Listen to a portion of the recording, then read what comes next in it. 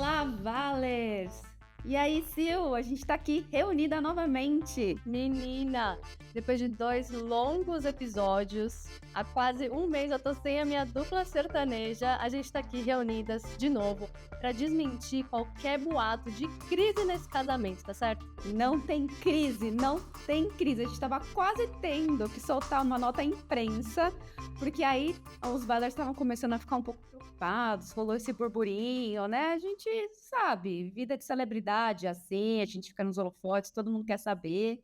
Mas fiquem tranquilos, foi só uma questão de Mercúrio retrógrado na nossa agenda. Ai, não, Adriele, lá vem você com pseudociência de novo no Vale do Suplício. Não bastava já ter perguntado pro convidado passado qual era o signo dele, né, Adriele? Ai, meu Deus, olha, se você não sabe do que a Sil tá falando, eu vou dar apenas uma dica para você. Tiago Pavan, da Cubo. Dá uma olhada, dá uma ouvidinha, melhor, né? Dá uma ouvidinha no episódio, tá aí para trás, os dois para trás que a gente não tava junta. Mas eu queria te dizer, Sil, pra você ficar tranquila que eu te conheço, a gente não vai brigar, não vai ter uma separação aqui ao vivo, né? Ao vivo gravado, né? Eu joguei essa isca para você de propósito, porque ela tem tudo a ver com o meu desver deste episódio. Pois é, olha isso aqui. Chegou ao meu conhecimento, e eu não vou falar como, dos serviços de uma astróloga especializada em empreendedorismo feminino, que ajuda a entender os astros para saber quais são os problemas que estão impedindo o negócio de crescer. Eu não vou vir aqui para falar que isso não funciona, porque quem sou eu? Eu só queria deixar aqui um singelo comentário, uma singela contribuição para essa discussão aí tão rica.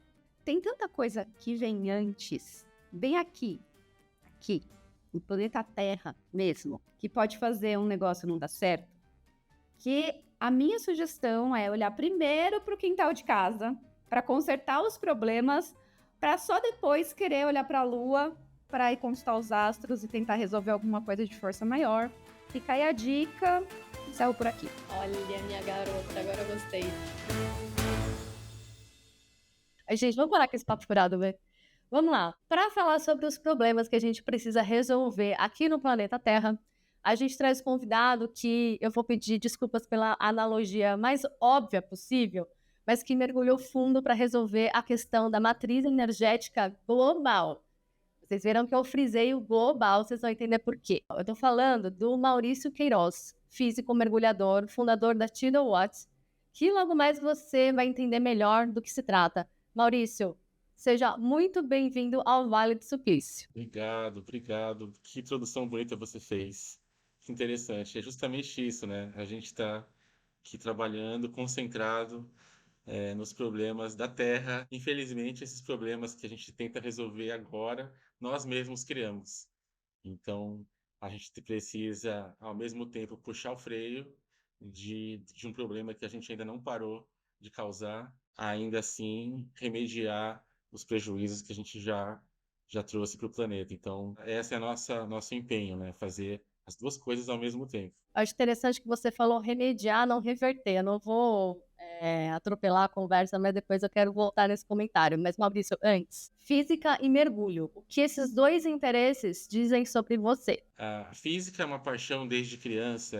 Vai parecer uma história muito estranha, mas eu estudo física desde os 6 anos de idade. Normal, É, né, gente? Normal, quem não faz isso? a verdade é que eu ganhei livros, né? Então, um parente meu tinha já completado os estudos do ensino médio e, para não jogar fora os livros, perguntou se eu não queria ou ia deixar para que eu pudesse, no futuro, me envolver com aqueles conhecimentos que estavam ali. Só que eu não esperei, eu comecei a ler e me interessei, achei aquilo muito fantástico, ciência, né? E aí, desde então, eu queria ser cientista. Não entendia muito bem o que era física, mas tinha alguns experimentos, talvez vocês já tenham feito, de telefone com barbante, lata, construir uma bússola, magnetizar uma agulha, colocar sobre uma rolha, coisas assim, e aí entender, poxa, caramba, realmente a agulha da bússola está girando, né? Que força é essa que existe no entorno que faz esse movimento da agulha, né? Acredito que assim, que todas as coisas que você se envolve em conhecimento, mesmo que não seja muito específica daquilo que você almeja ou gosta, de fato, né, como um profissional, vão contribuir de alguma forma. Então, eu tive uma carreira que começou na Sabesp, na Companhia de Saneamento e Batuta de São Paulo, no primeiro concurso que a companhia fez, em 92, então já dá para revelar um pouco da idade, mas eu era garoto, eu era bem jovem ainda. Eu tinha 7 anos, já estava estudando física desde os 6. Desde... Tinha 14 anos, entrei naquela época, podia menor trabalhar, e aí eu estudei edificações, então me envolvi com o trabalho da engenharia civil, trabalhei no projeto de disposição do Tietê, e fiquei bastante tempo e muito envolvido com isso, e adorava isso, então, né? Aí fui fazer animação, cinema, estudei tudo isso, antes de entender que chegou a hora de fazer física, que é o que eu realmente quero. Eu estava velho, eu tinha 28 anos, quando fui para a universidade. Que velho, alto, velho. Então, para quem que começou a estudar física desde os 7, de 6 anos, para entrar na universidade, né, com 28, demorei 20 anos para tomar coragem e tomar a atitude de estudar física. Mas é um amor, né? E aí eu morava em São Paulo, sou paulistano, vim morar em Praia Grande, em frente ao mar, e aí comecei a me aventurar no mar, né? O mar realmente me chama, e eu comecei a fazer nado livre, em mar aberto, então foi uma atividade esportiva, vamos dizer, amadora, que eu comecei fazendo aqui com um grupo, e aí nadando 3, 4 quilômetros por dia. Eu também comprei um caiaque, comecei a remar, e aí eu pensei, bom, só falta conhecer o fundo do mar agora, né? Vou fazer um curso de mergulho. E fiz. E fiz muitos amigos nesse meio. O envolvimento com grupos de mergulho, com operadoras de mergulho, e o país, né, em vários pontos de mergulho que são lindíssimos. Então, sempre mergulhos recreativos. E aí eu fiz mergulho avançado e fui mergulhar. Então, minha paixão ficou muito presa no mar, sendo físico. Então, enquanto eu me divertia no mar, com mergulho, com natação e remo, canoagem, eu era professor de física. Então, eu me formei e dei aula aqui na FATEC, dei aula aí em São Paulo, na FIAP, na engenharia da computação, na física, e escolas técnicas também, ensino médio. Então, eu tinha uma atividade profissional lecionando, mas sempre o mar me chamava e eu acabava indo. Até que sofri um incidente durante um mergulho lá no canal de São Sebastião, Ilhabela, e era um mergulho profundo. Na verdade, esse foi o eureka, né? Aí que eu uni a física. O mergulho tem muita física, né? Você tem que entender as situações de pressão quando você vai fazer um mergulho profundo, saber quantas atmosferas, entender a velocidade de consumo do ar que você está levando no cilindro. E aí nós paramos num dia que foi um momento de muito tráfego intenso de navios naquele canal de Ilhabela, e o nosso piloto do barco não pôde ficar ali, porque o normal de uma situação de mergulho profundo é ficar um barco em cima, na superfície, e a gente desce um cabo. Esse cabo serve de guia, né, para a gente retornar. Então a gente desce, faz um mergulho, sai, tem uma bússola, a gente segue a bússola para fazer uma exploração do leito marinho e depois retorna para onde está o cabo e sobe naquele prumo, o cabo, porque lá em cima tem o barco. E esse piloto disse que ele não podia ficar lá por causa do tráfego, né? Pediram para saírem, mas nós descemos.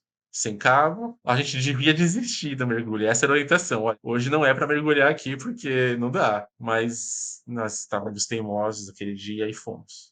Ainda bem, porque a gente se perdeu nesse mergulho por causa disso. Então o grupo foi sempre junto, nós paramos naquele ponto a 5 metros. Naquele ponto já não dava para ver o fundo mais, então a gente não tinha visão. A gente não tinha visão de nenhuma outra referência no entorno, era só um vendo ao outro, né? Mais nada. E a gente não sabia. Mas naquele lugar onde a gente parou, havia uma intensa corrente oceânica. Mas não dá para perceber, porque a água toda está se movendo. Então, assim como a gente está na Terra, né, e a Terra está girando, nós não temos essa noção que a Terra está girando, porque a nossa referência, que é a própria Terra, está parada em relação a nós, né? Então, na água, no meio de uma corrente, também a água que está ao meu entorno, em relação a mim, ela está parada. Mas em relação à geografia, ao fundo do oceano, às ilhas, A gente estava com uma velocidade enorme, gigantesca. E aí, quando a gente entendeu que já passou o tempo, que o computador avisa, já pode subir, quando a gente emergiu, a gente olhou em volta e falei, nossa, onde a gente está? Que lugar é esse? Né? Então, nós estávamos bem perdidos ali, bem afastados do ponto de encontro. Ficamos à deriva 2 horas, aguardando alguém nos encontrar. Você deu já uma dica aí de algo que a gente queria entender com você mesmo? Porque assim, bom, primeiro, assim, que bom que nenhum incidente te afastou de atender esse chamado, né? O seu chamado da física, enfim, de fazer o que você faz hoje, né? Mas assim, a gente chegou até você por causa dessa tecnologia que você criou, que é a unidade coletora de energia de corrente. Você vai explicar isso melhor. Mas pelo que a gente pesquisou, você já tem a patente dela, né? E ela é 400 vezes mais eficiente que as turbinas convencionais, né?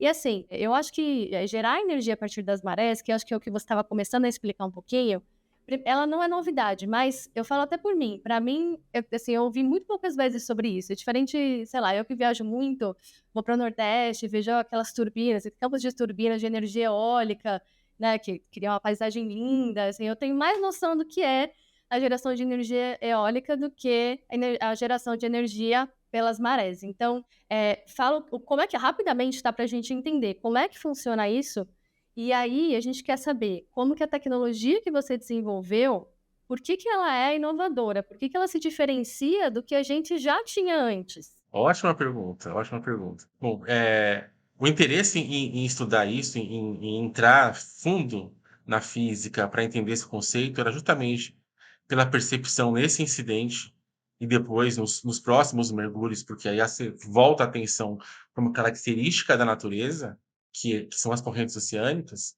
O potencial ele é muito grande, porque é o oceano que está se movendo. Então, se a gente pensar numa carga de toneladas de água que está se movendo, imagina quanta energia seria necessária para movimentar essa água. Ou seja, como ela já se movimenta, ela está carregada dessa energia. E quem movimenta esse volume gigantesco de água incessantemente é o planeta. Por exemplo, um motor de barco, a hélice de barco. Então, eu vou imprimir um torque em uma turbina, ela tem um ângulo para movimentar e gerar força para fazer o barco, o navio se mover. O ventilador que a gente tem em casa. Todos eles são modelos de turbinas propulsoras. E todas as tecnologias para gerar energia são inspiradas nesses modelos de propulsão. Se você olhar uma turbina eólica, ela tem um ângulo, ela é angulada. Se você olhar para a turbina Kaplan, que é um modelo de turbina usada nas hidrelétricas, elas também têm um ângulo. Então, a primeira diferença que a gente tem dessas tecnologias é que essa turbina, a unidade coletora de energia de corrente, não tem ângulo. Ela começa realmente alinhada com a direção da corrente, porque ela foi construída do zero, foi pensada do zero, não uma adaptação das turbinas propulsoras, mas o pensamento de que o objetivo dela não é a propulsão, é a reação. Então, baseado nisso, foi pensado nessa turbina para que ela reaja a essa força planetária. Obviamente, o dispositivo criado pelo homem não vai ser capaz de fazer frente ou de impedir que a força muito superior do planeta cesse. Então, nesse caso, eu vou conseguir aproveitar essa energia, ou seja, eu sempre quero que o planeta vença, né? Então, a turbina vai reagir, né, como se tentasse impedir essa força, então ela vai reagir sofrendo essa mudança, esse torque causado por uma força gigantesca. E a verdade é que nós não estamos tentando capturar energia do fluido. A gente quer capturar energia do oceano. E isso é muito diferente. A palavra é diferente, mas a gente tem uma tendência a perceber ou entender que está se falando da mesma coisa, água. Mas não é água. O oceano não é água. O oceano é um corpo. Se a gente fizer uma comparação bem simples, as turbinas convencionais, como as eólicas e as turbinas convencionais hidrocinéticas do oceano, elas conseguem capturar a energia da colisão das partículas com as pás. Então, existe a colisão do ar com as pás, e a partir dessa colisão, parte da energia acaba entrando no sistema da turbina, ou seja, vai criar um torque, e a outra parte continua porque o vento continua, né, a partir da turbina e a água continua a partir da turbina também, da turbina hidrocinética. No nosso caso, além de eu conseguir capturar a energia da colisão das partículas, eu tô capturando também a energia cinética que está associada a todo um volume do oceano que ainda nem está próximo da turbina. Pelo que eu tô entendendo, depois disso, você tocou, né? Depois desse momento eureka, você seguiu solitário para essa pesquisa, para criar essa sua invenção. Foi isso ou não? Foi, na verdade, esse incidente me fez pensar por meses sobre o potencial energético que existe no mar. Então, eu não imediatamente criei nada, né? Mas aquilo me impressionou de tal forma que eu pensava diariamente nisso. Então, grudou no pensamento, como uma música que você canta ou ouve. Então, eu fazia tudo que eu fazia, cumpria as minhas atividades de professor, mas eu ia dormir pensando nisso. Eu acordava pensando nisso. Deve ter alguma razão, alguma forma de aproveitar essa energia. Como será que seria possível isso? E eu vi que existiam projetos assim, mas esses projetos não vingaram. Esses projetos que existem na Escócia e no Japão já consumiram milhões de dólares e eles não são ainda uma opção, uma alternativa para a geração de energia. Eles estão lá sendo testados, está gerando energia, sim, mas é uma quantidade pequena de energia. E eu pensava assim, isso não faz sentido, porque a energia que está disponível no oceano, ela é gigante. A corrente que me arrastou, o grupo de mergulho, que a gente nem se deu conta que estava sendo arrastado, faz a mesma coisa, com a mesma facilidade com um navio que pesa 100.000 toneladas. Então a gente não tá falando sobre. Imagina um navio à deriva, ele fica à deriva, a corrente leva para onde quer. Então, se você jogar uma folhinha seca de árvore ali do lado do navio, os dois vão ser arrastados juntos. Aquilo ali não. O mar não se importa com o tamanho do negócio que ele está empurrando, porque é o mar que está empurrando, não é a água que está se chocando contra o navio. E esse foi o eureka. A gente está lidando com uma coisa imensa, que a gente não vai conseguir enfrentar, a gente não vai conseguir vencer. Então, se não pode vencê-los, como diz o ditado, né? Amigos deles, né? Pelo menos. Então, vamos fazer com que isso seja aproveitado. E essas turbinas que existem não perceberam esse conceito ainda. E eu ficava impressionado de como a energia está sendo desperdiçada. E então pensar, caramba, deve ter uma forma de capturar esse poder gigantesco. E aí, por incrível que pareça, depois de meses pensando nisso, eu acordei de madrugada quase como se tivesse tido um sonho. Não sei explicar isso muito bem, mas eu estava com o desenho geométrico da turbina totalmente pronto dentro da cabeça. Eu sentei no computador que eu tinha na época e é por isso que eu falei no início, né, que até as outras coisas que não são a física que eu acabei estudando, que, por exemplo, animação, eu faço animação 3D. As animações que vocês eventualmente viram no site, se vocês olharam, eu que fiz, eu construí as animações, né? Então eu faço as animações. E aí eu faço modelagem 3D. O modelo 3D estava na minha cabeça já. Então eu acordei com o modelo na minha cabeça, sentei no computador e apenas copiei, desenhei o que estava na minha cabeça no computador e isso levou 5 minutos. Meu Deus! Toda a criação ela foi instantânea. Quero dizer, eu não fiquei desenhando e falei, não, isso aqui tem que ser mais para cá, isso aqui tem que ser assim, isso aqui. Aí analiso depois, analiso e modifico. Não, tem que esticar um pouquinho esse desenho, essa linha. Não, estava pronto na minha cabeça. Foi um download, né? Algumas pessoas dizem que foi um download de algum lugar. Eu trouxe uma geometria que eu só copiei e coloquei no computador ali. Então, eu pensei muito no problema, mas eu não tinha ideia de como resolver. É intuitivo, né? Foi intuitivo. Acho que essa música que grudou.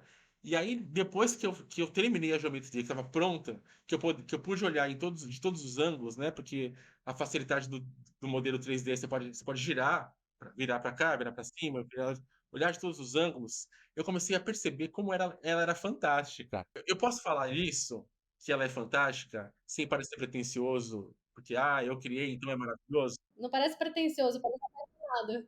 É isso que eu ia falar. Eu ia usar essa palavra. Mas eu quero dizer assim, é quase como se tivesse copiado de um sonho, de um download mesmo. Então, eu tive o mérito realmente de traduzir aquela imagem que estava pronta na minha cabeça e colocar no computador. Então, posso dizer que esse foi o momento criativo? Eu não sei, eu acho que talvez quando eu estava ainda sonolento. foi o momento criativo, né? Mas essas coisas não são lineares, né? O nosso cérebro ele é muito potente, ele vai juntando as coisas. Quando vem para a consciência, que você percebe, mas já estava Exato. trabalhando antes, né? Todas essas relações. Olha, é uma coisa realmente assim, muito mágica e impressionante. E depois de olhar, eu comecei a perceber que era fantástico, que realmente ela ia ser capaz de atender aquele propósito de capturar a imensidão. Essa geometria é capaz de fazer isso. Mas quando ele estava na minha cabeça, eu não sabia que ela seria capaz de fazer isso, né? E uma análise da geometria te promove, te deixa perceber como ela é capaz de fazer. Depois disso foi impressão 3D, e aí eu fui fazer mais mergulhos, mergulhei no mar com um dispositivo pequenininho para entender mais. Na verdade, verificar que o sonho tinha razão, né? Então, nós estamos aqui falando de um sonho, de várias formas.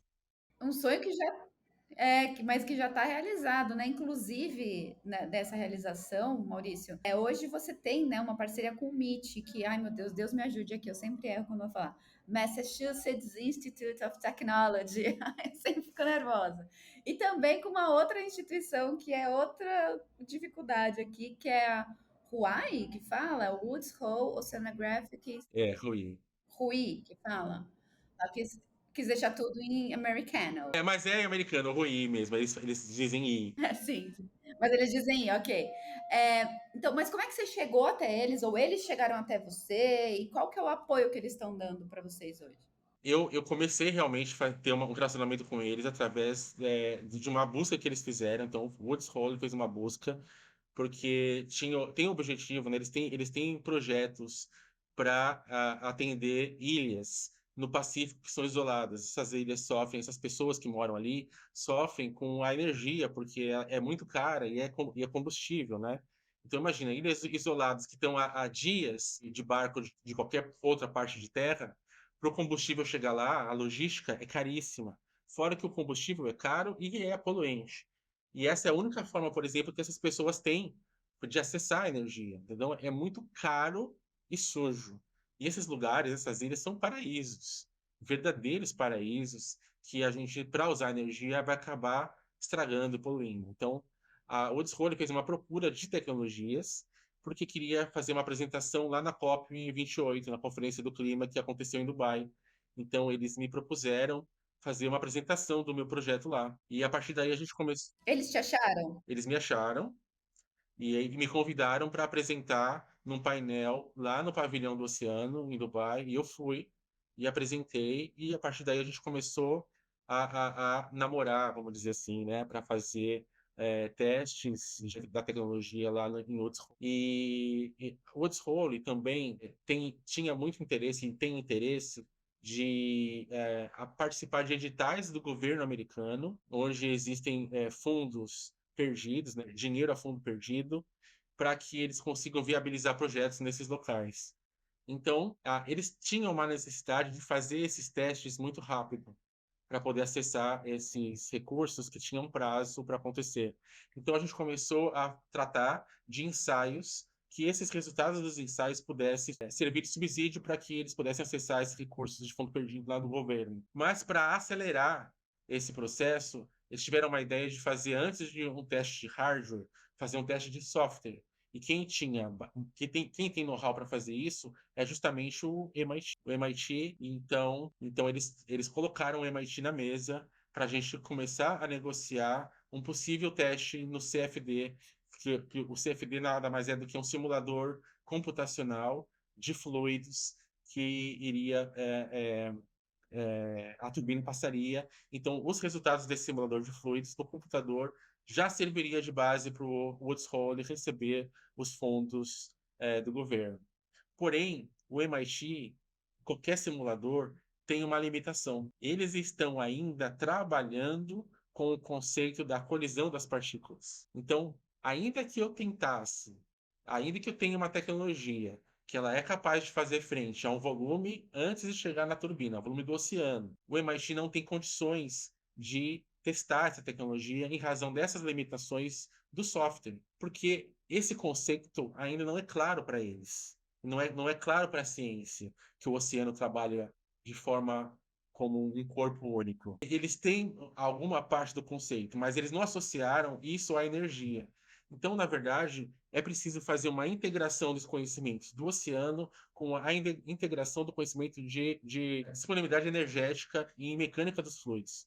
Ó, agora ficou bem complexo, né? Então, a gente resolveu interromper essa negociação com o MIT, e aí eu poderia seguir só com o Woods Hole, mas o Woods Hole não poderia acessar o recurso. E aí eles começaram a querer forçar uma situação para poder fazer. E aí eu recebi uma proposta de fazer um teste 100% brasileiro na USP.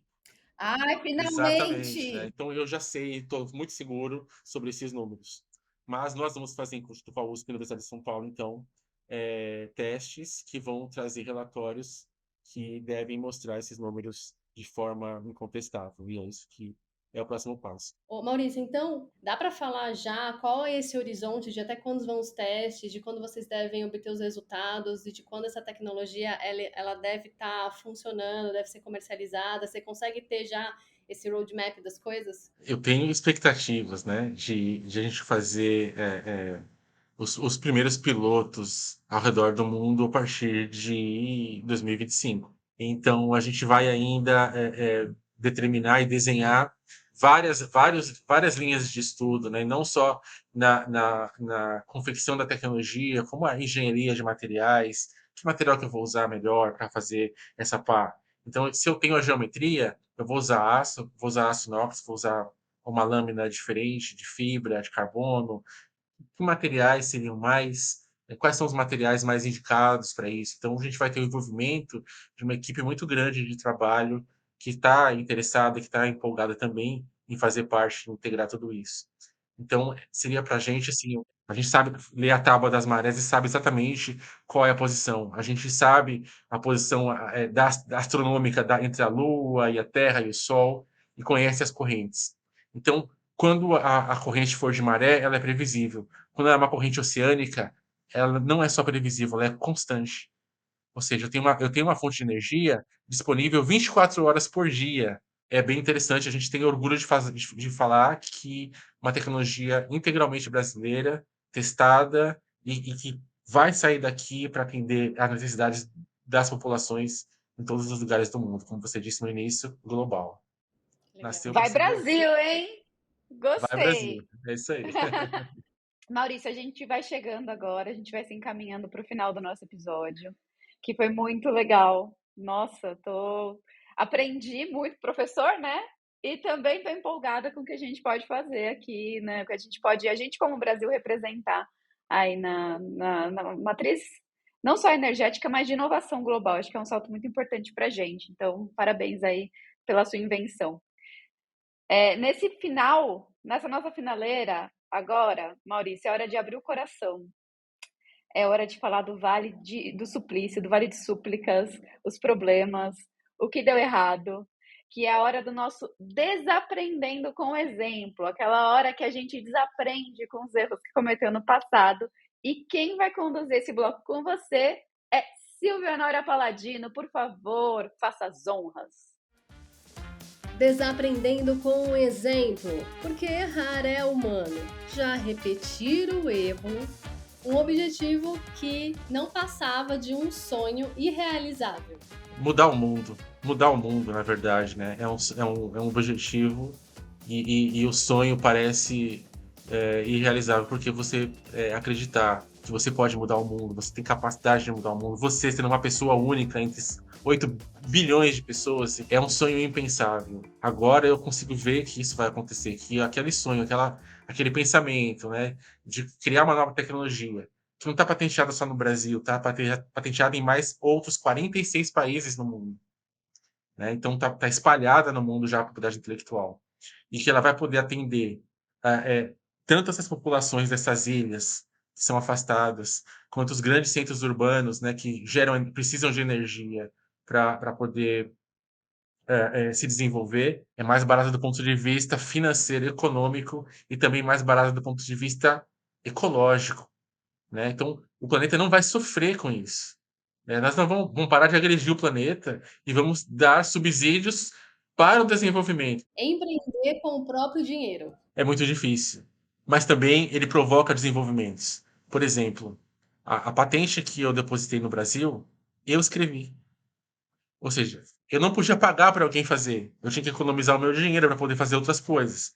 Então, eu aprendi tudo sobre patente, eu li vários documentos, eu redigi a minha patente, fiz os desenhos, submeti, eu discuti com os técnicos do INPI, isso tudo formalmente, né, para responder às dúvidas técnicas. Eu tive negativas do INPI dizendo assim: olha, isso não é nenhuma invenção, você não inventou nada.